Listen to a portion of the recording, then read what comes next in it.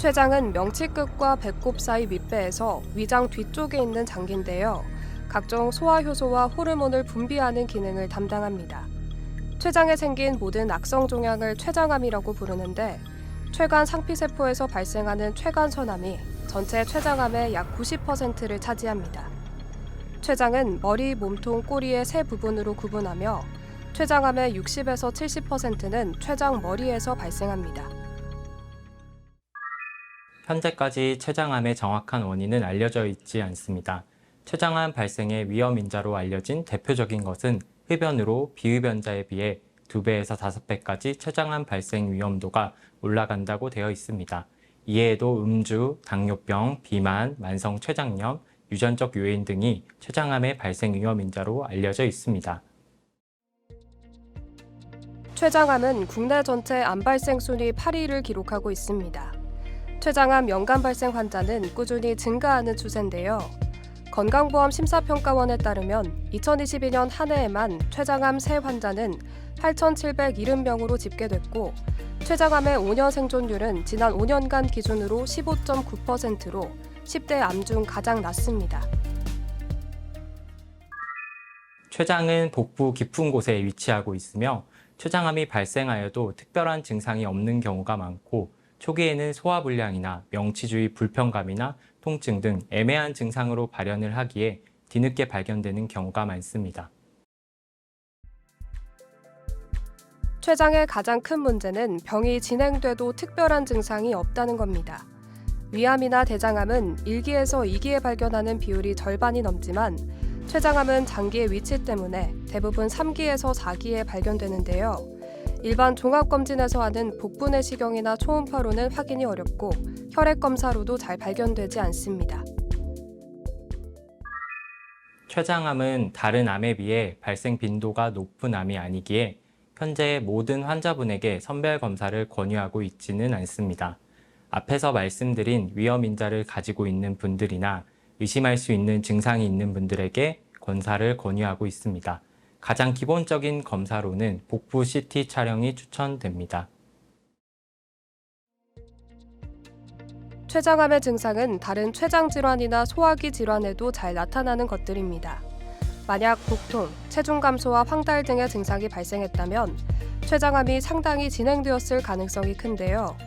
아직 조기 발견하는 혈액 검사는 없지만 췌장암을 의심할 수 있는 증상은 몇 가지 있습니다. 췌장암은 증상이 나타나지 않거나 특이적인 증상이 없는 경우가 많습니다. 다만 약물 치료나 위내시경 검사 등에도 지속되는 소화불량이 있는 경우, 50세 이상에서 가족력 없이 새롭게 당뇨병이 발생하는 경우, 체중 감소, 명치와 배꼽 사이에 복통이 지속되는 경우, 황달이 발생하는 경우에는 췌장암을 의심해 볼 수 있습니다.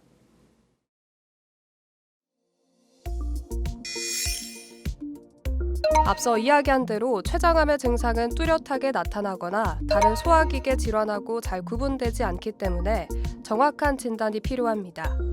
현재 췌장암 진단을 위해 시행하는 검사 중 복부 초음파, 복부 CT의 경우 호흡 췌관 또는 담관의 확장, 림프샘이 커지는 등의 증상을 관찰할 수 있는데요.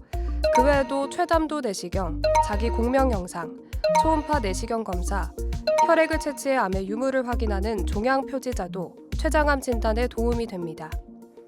과거에는 췌장에 생긴 종양에 대해 조직 검사가 요구될 시 수술이 필요하기도 했으나, 현재는 초음파 내시경으로 위나 십이지장을 통해 바늘을 삽입하여 검체를 채취하는데요. 이는 췌장의 이상 부위뿐만 아니라 전이가 의심되는 림프샘도 가능합니다. 췌장암 치료는 병기에 따라 치료 방침이 달라집니다. 수술이 가능한, 절제 가능한 초기 병기에서는 수술을 먼저 진행 후 재발률을 낮추기 위한 항암 치료를 이어서 하게 됩니다. 수술 진행이 바로 어려운 경계성 절제 가능 병기에서는 먼저 항암 치료를 시행 후 절제 가능한 크기로 종양이 줄어드는 경우에 수술을 진행하게 됩니다. 췌장암이 주변 혈관을 침범한 국소 진행성 병기나 다른 장기로의 원격 전이를 동반한 사기 병기에서는 항암 치료를 우선적으로 시행하게 됩니다. 종양적인 측면에서 봤을 때 상대적으로 착한 암이 있습니다. 10년 생존율이 95%가 넘는 갑상샘암이 대표적인데요. 이런 암들은 항암제가 잘 들거나 종양이 천천히 자랍니다. 하지만 췌장암은 유전자, 특히 돌연변이를 암으로 키우는 KRAS 유전자가 90% 이상 나오고 종양 주변을 둘러싸고 있는 간질 조직들로 인해 항암제가 잘 듣지 않은 경우가 있습니다. 수술이 어려운 췌장암의 치료에 있어서는 항암 치료를 우선적으로 고려하게 됩니다. 최근에는 항암 치료 약제의 선택지가 많이 좋아져 항암 치료 후 수술까지 진행하여 완치를 노릴 수 있는 경우가 많아졌고, 항암 치료에 방사선 치료를 병행하여 크기를 줄인 후 수술까지 시행하는 경우도 있습니다. 항암 치료 진행 후에도 수술이 불가능한 국소 진행 병기의 췌장암 환자에서는 최근 국내에도 도입이 된 중입자 치료를 시도해 볼 수 있습니다.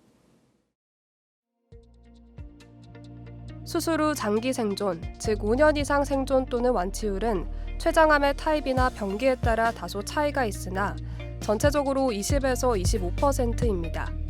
특히 암이 췌장 안에서만 발견되는 일기 췌장암은 수술 후 완치율이 40에서 50% 이상으로 높은데요. 후유증은 당뇨병, 심한 소화불량 등이 있습니다. 인슐린 등 호르몬을 분비하고 소화효소를 분비하는 췌장을 절제해서 생긴 문제인데요. 다행인 것은 후유증이 발생해도 음식 조절과 약물 치료로 조절이 가능한 경우가 대부분이라는 겁니다.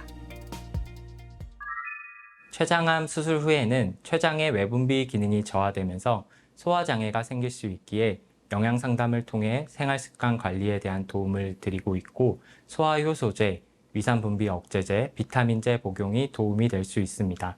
내분비 기능 저하로 당 조절 장애가 생기는 경우에는 약물 또는 인슐린 치료와 관련하여 당뇨 교육과 내분비 내과 진료를 통해 도움을 받을 수 있습니다. 또한 췌장암 수술 후에는 면역력이 떨어지기 때문에 백신 접종도 필요하겠습니다. 여기서 잠깐!